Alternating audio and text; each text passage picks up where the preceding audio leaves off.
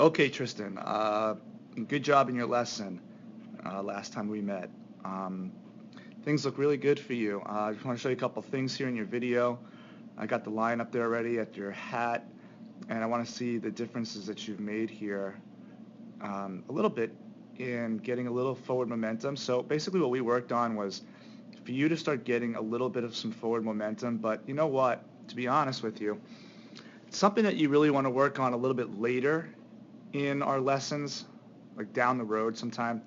What's more important for you is to get the foot out, to stay closed and to stay coiled off.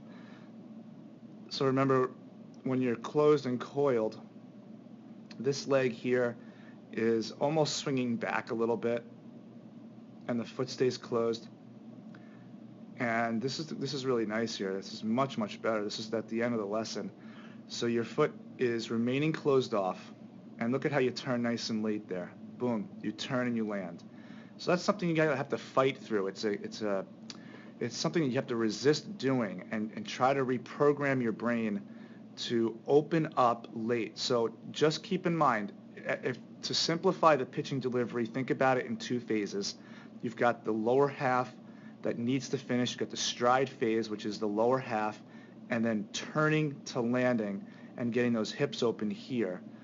That's the lower half. That's the stride phase, and then everything else is going to happen late.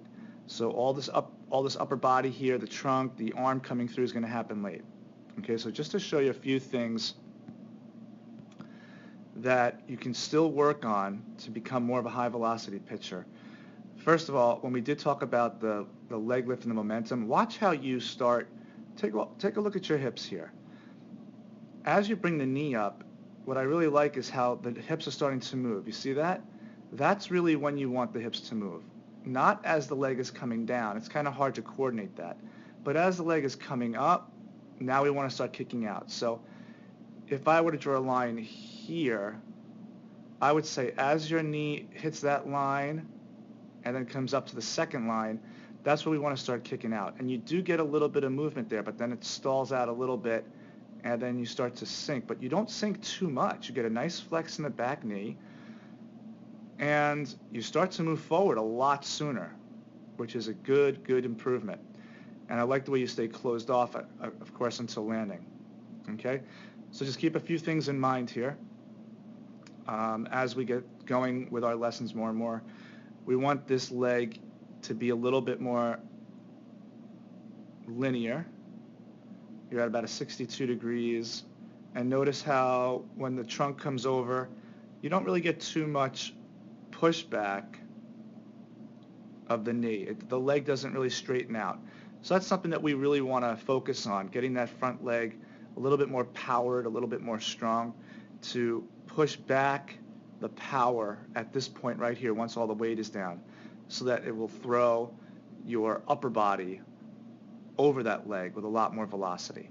Okay, so a couple things that I want you to look at so it can just stay fresh in your mind.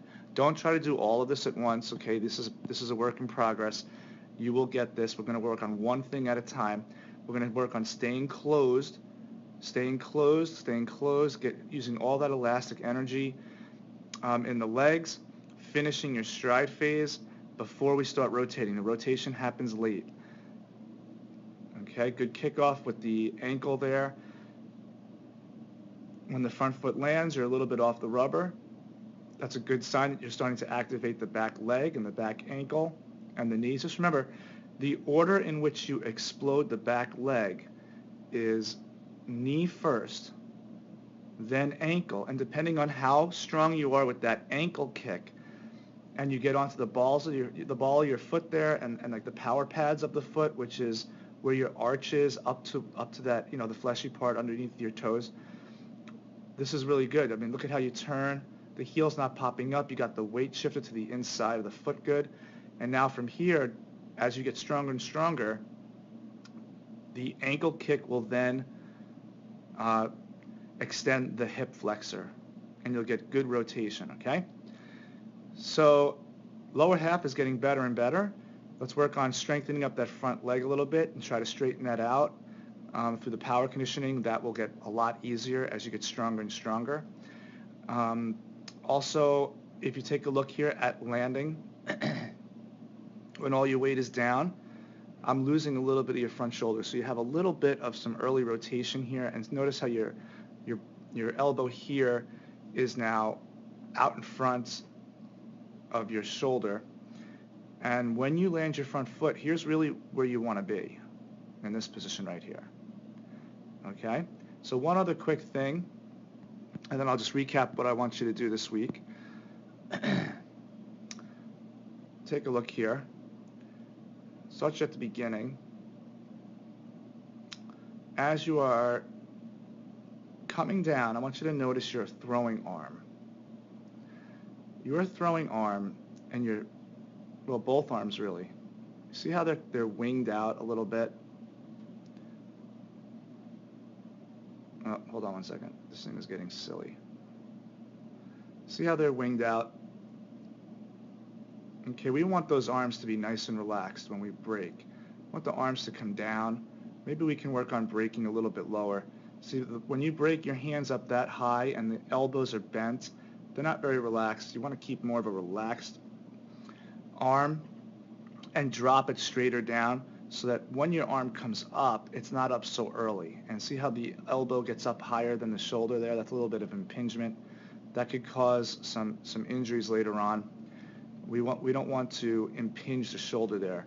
We want the elbow to come about right there and then start turning over. But you get the arm up a little early, and that's what causes a lot of the early rotation in the upper body. The upper body's got to start a lot later than it is right now. So basically what we see in high velocity pitchers is from here, see where your arm is? This is at the point where the front foot lands.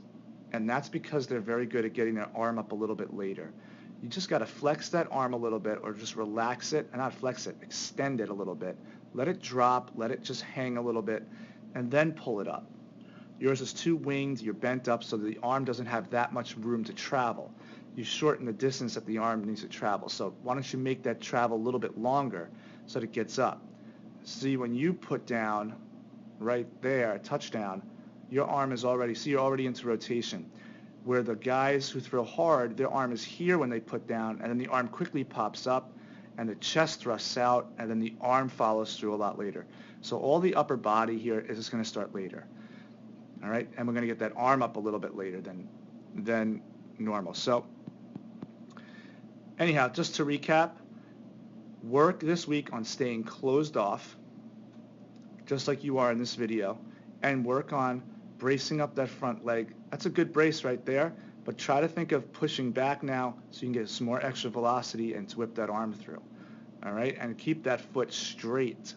Keep this foot straight to the target. Don't open it up too much, or else it's going to be very hard to stabilize that front leg. You tend to turn it open a little bit too far, and the toe is facing out this way rather than towards home plate. Okay, so that's something that you should really work on this week. And if you can, try to work on getting that hip out. And I think it'll happen for you if you start pushing the hips right about here as the leg is coming up, and just getting a little bit of momentum out so you can feel your body moving, and then we drop, and then we drive. Okay, that's the sequence. We move out, we feel a little bit of a fall, we bend the knee with a nice flex, and then we push out hard, okay? But great job, a lot of good things here. All right, you got some things to work on. I'll see you next time.